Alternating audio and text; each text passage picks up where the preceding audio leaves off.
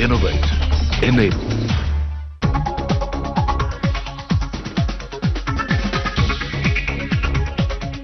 Hello and a very warm welcome to CNBC TV 18 presents Scaling Innovation powered by LogMeIn. In this very special episode, we focus on aspects that are important for growth and innovation in the BPO sector.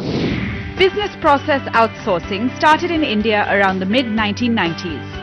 Today, this sector is the fastest growing segment of the IT industry. The sector has today graduated from just being a cost-saving engine to a stage where they are now working on a host of exciting research, knowledge processing, and new product development projects. Scaling Innovation brings together eminent industry leaders to discuss and deliberate the possibilities and innovations the BPO sector has to offer in India and the road ahead. India has an extremely large and talented young workforce, and India provides a lot of different services to companies around the world. What we are going to explore today is how can all of these companies, the BPOs that operate in India, drive innovation and really scale innovation to be able to serve customers even better. In a real world, we are competitors. We would rarely share insights, but this is a panel where I'll get to hear from my peer group how they're dealing with this hot button, which is going to be transforming the industry that all of us are in. So sharing some thoughts, sharing ideas, debating such an interesting topic. We're very excited to see how the day goes. What is the impact that my peers are looking for from their customer network? I just want to get a sense of what those themes are and see how aligned are some of the issues that we are grappling with and some of the nuances that we are trying to address, and how do they resonate with how my peer group is thinking. To discuss what further course can be adopted to scale innovation in the BPO sector, renowned industry leaders got together to highlight challenges faced by this sector. Let's take a look. Why don't we begin with some introductions. To my extreme left, we have Mr. Partha DeSarkar, who's the Global MD of Hinduja Global Services, HGS. Right next to him, we have Mr. Sanjay Mehta, who's the MD of Teleperformance in India. Next to him, we have Mr. Rajesh Subramaniam, who is the MD and CEO of First Source. Right next to him, we have Mr. Sandeep Sen, who's the Global CEO of Aegis. And to my immediate left here, we have Mr. Larry Angelo, who's the SVP of Sales at LogMeIn. So thank you everyone for joining this discussion today. I'm sure all of our viewers are also curious to know is what does innovation mean to you? What does it mean to your organization in the context of global service? What's happening in the world today is, thanks to the digital platform as well as technology, the customer is indeed becoming king. So what are organizations looking at? Organizations are saying, look, we need to ensure that we are doing a differential customer experience.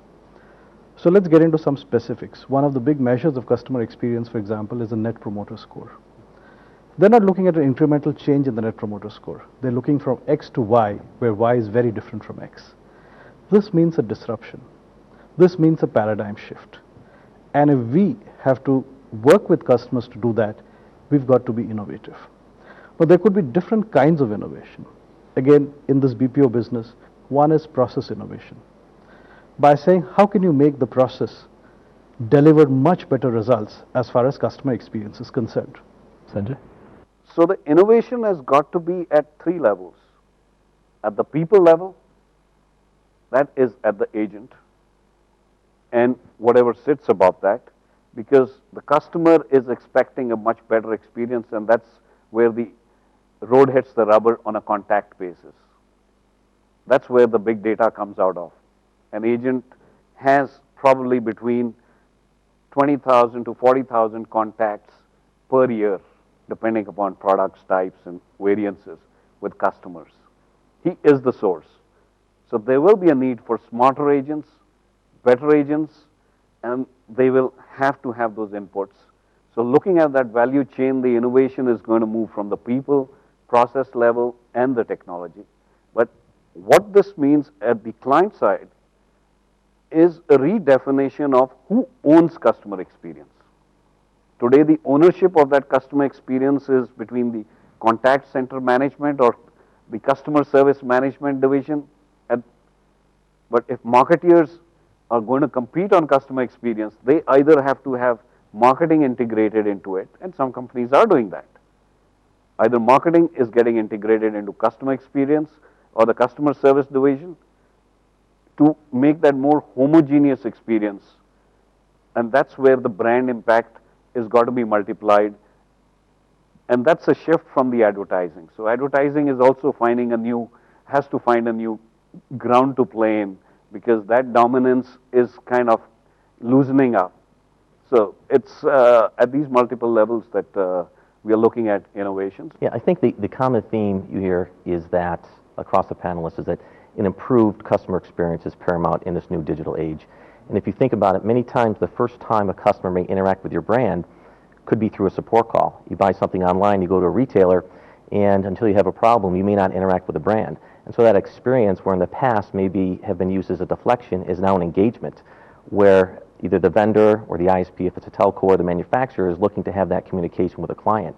So as a technology provider, our job is to provide the platform and connectivity to allow the BPOs to build services around that and offer that as a premier opportunity for their customers. And so what we do is we provide a platform that manages these multi-channel engagements, as the panelists mentioned, where you need to take chat, SMS, web, social media, and you need to give the agents a unified view so that when someone comes in through one channel and has an experience, when they come in through another channel, you're able to leverage that communication and provide better service. And I think going forward, what you're going to see is, as more people are empowered through these interactive channels, the need to be able to support them through the channel they come in is going to be paramount, and that's what LogMeIn does. So when you're running large people-driven organizations, the key challenge is always to ensure that you have the objectives and the strategy disseminated to the lower levels of the organization, where the thread of innovation can be driven based on common objectives, which go right down from the lowest level of the organization right to the top. And that impact has a big impact when you're dealing with your customers' requirements. We'll take a short break here, but more on what drives innovation in the BPO sector after this. Stay tuned.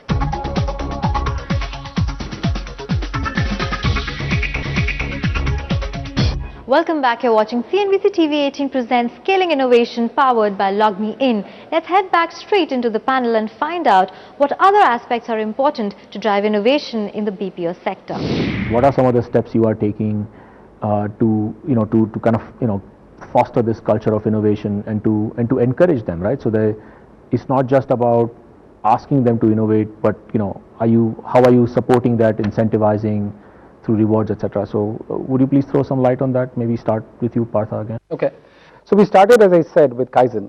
We're saying that, okay, simple ideas, incremental ideas, and therefore that culture has been around in the company for about 5-6 years now. We have a platform which is called All Ideas Matter. It's called AIM. And then we have an idea, then we have a process by which the funnel which captures all that ideas screens them down to about 10 ideas that we believe are the big ideas for this year. And then we set teams and we ask people who would be interested in a virtual collaboration model to work on these ideas. One of the themes that we've tried to do is to make sure that we're not making big experiments to start with. So we keep experiments small, because we don't want to burn a lot of money on an idea which actually doesn't make sense. But we want to keep those experiments small. We want to make sure that there is a customer buying in the experiments that are being done. And therefore there is a visibility towards the revenue that, if this idea was successful, would bring in. So those are some of the key governance steps that we've put in place to make sure that while we are trying to do a lot of things, we're not burning a lot of money in the process, and what we are doing actually makes sense and adds value to the customer. Rajesh, how about you? How have you done it?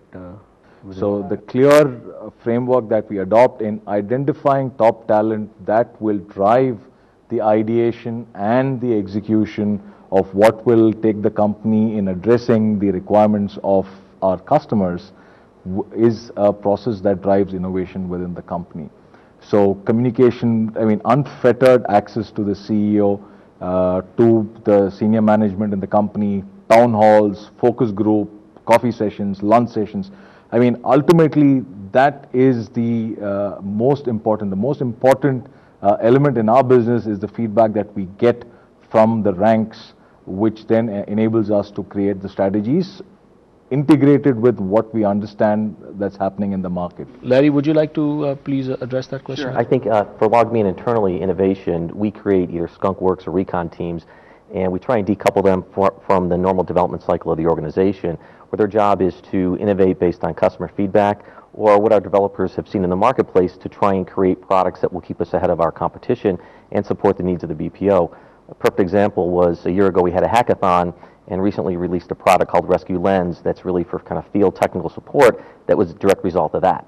But I think even a bigger point is looking at the macro trends. Right? Some innovation will come internally, but you have to look at the macro trends where you have cloud mobility, and specifically a topic we haven't spoken about yet, really the Internet of Things, where Gartner states that by the end of this year, up to 5 billion devices will be connected to the Internet, and by 2020, it'll be up to 25 billion devices. So in addition to connecting devices to the Internet, that creates a great support opportunity for the BPO. Recognizing the customer as the focal point has come in a new way and a new meaning, and that's playing out in different forms, and we've had some learnings in today's discussion out of that. This sector has been doing innovations. There have been process innovations and there have been technology innovations, like things like visual IVR, things like social media products, things like mobile apps. But we still have a long way to go. And we have a long way to go because some of these innovations will cannibalize our own business. And therefore sometimes organizations felt that, look, should we do something which will affect our own business? But my logic to that is that, look, if you don't do it, new age companies, payment gateways companies, startup companies will do that and will take away the business which in any ways.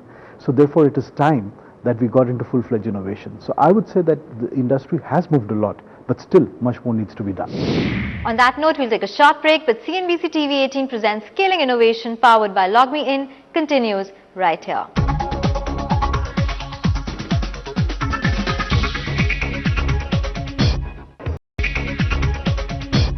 Welcome back. You're watching CNBC TV 18 presents Scaling Innovation powered by LogMeIn.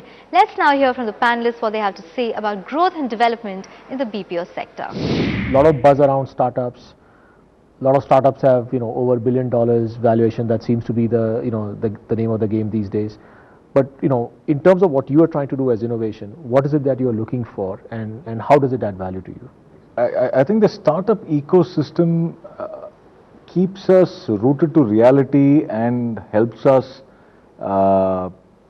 get a gaze into the future of ideas which are today could be unbelievable or could have such a material impact in the future that it might not succeed currently.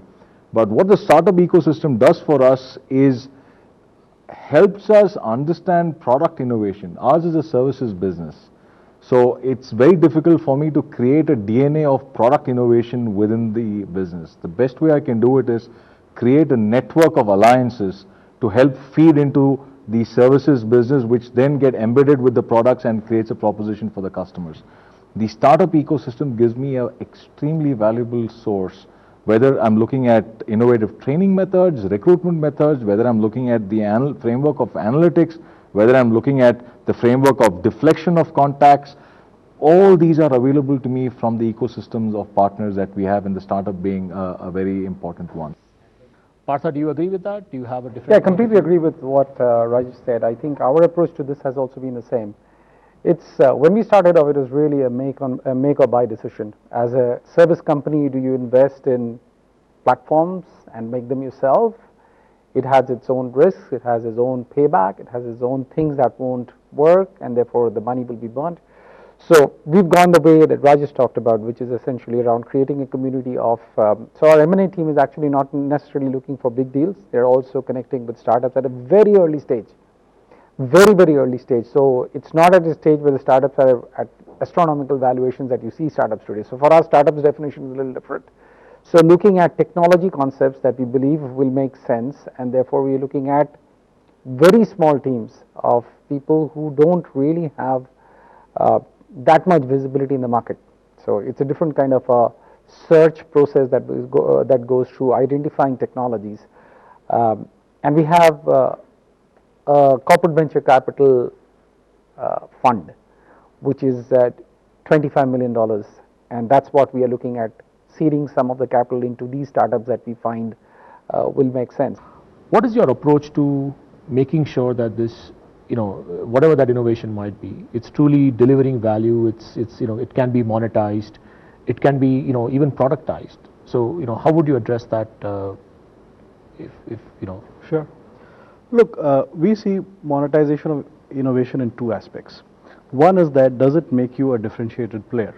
Because if it does make you a differentiated player, it puts you apart from the market, it is a case study to show other clients and gives you a much larger market share. Secondly, in some of these innovative products where you've productized it, like we've productized our social media product, the margins can be far, far higher. Overall, you see the whole aim of this innovation should be is that is it delivering today to the client what the client is looking at? Is it something that the other competitors are not being able to deliver? Larry, how about you? How do you facilitate or enable monetization or just making sure that that IP is translated into value? Sure. I think for us, it's more about supplying the technology to the BPO so that they can create innovation. And I think one of the ways we do that is we try and stay ahead of the trends, as we spoke before about cloud mobility or even the Internet of Things. And so as we continue to evolve our platform, it's in support of where we see industry trends moving. As a result, as the BPOs start to modify their service offerings, as I mentioned before, combining their IP with their best practices, we need to stay ahead with a technology platform that they can build upon and provide that uniqueness. Because I think at the end of the day, it's going to come down to who has a unique offering with case studies that supports something specific to a financial services person, healthcare, telecom, or even retail. And so we really try and stay as far ahead of the trends as we can, so as they build up their practices, there's synergies between our platform and the service they're looking to provide. Right. Now, all of this innovation can't be without its own set of challenges. So what are some of the challenges that you faced, and how have you addressed those within your organization? Well, this is a world full of opportunities, as Larry mentioned, Internet of Things leading to support of things. At the same time, when we mention disruption, the challenges and opportunities are going to go hand in hand, but one of the things that one has to be prepared for, which we started about 5 years back on this journey, was to prepare for greater security of services, greater security in the networks at people level through the value chain. Security is becoming a worldwide greater concern, and networks being interlinked across cloud now opens up a new paradigm of things. The third-party providers, and we sit at the end of the chain where everything has to interact. So we have the risk exposure of almost everything that is above us, not necessarily which is within our control or which is only what is sitting with us. So that is a challenge that we started investing in over 5 years back. It will never be enough at the speed of change that is taking place. But nonetheless, I think customers and clients will be extremely sensitive to this as we go forward. And there will have to be a greater collaboration on this level at both levels, because an outsourced party cannot do it by itself. You are dependent on that.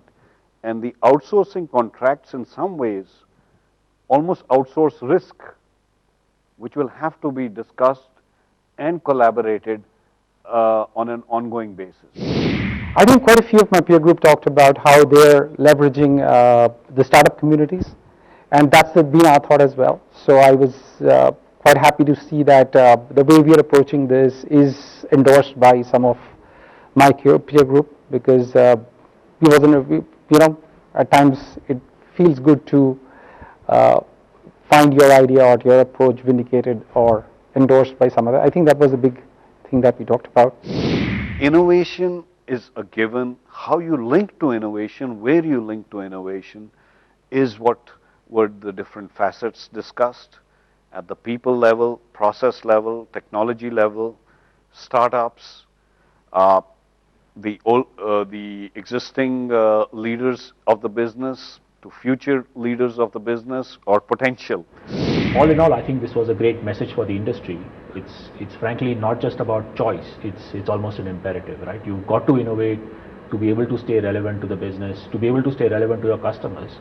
If you're only talking about costs, then very soon that same customer can tender that RFP. Somebody else will take it for a lower price, right? And it's not just about these companies. It's about the entire country. If we as a country are not doing more to innovate, then you'll have other countries where the work will move to.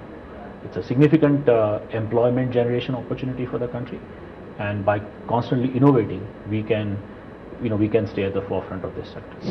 Well, as the challenges facing the BPO sector are now in focus, we hope that the industry makes a breakthrough with a positive impact on the clients and an innovative model to make the sector future ready. That's all the time we have on this show. From the entire team here, goodbye and thank you for watching.